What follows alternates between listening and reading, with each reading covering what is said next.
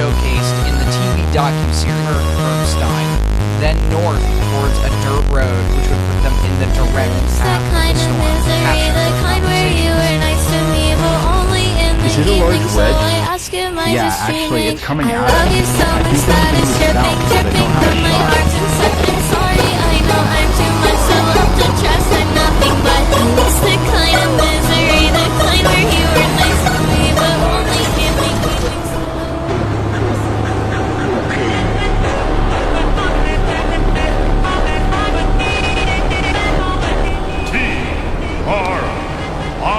At that exact moment, the anemometer was struck by a large sheet of aluminum, destroying it completely, with the wind reading cut off at between the core of the violent twister was upon them.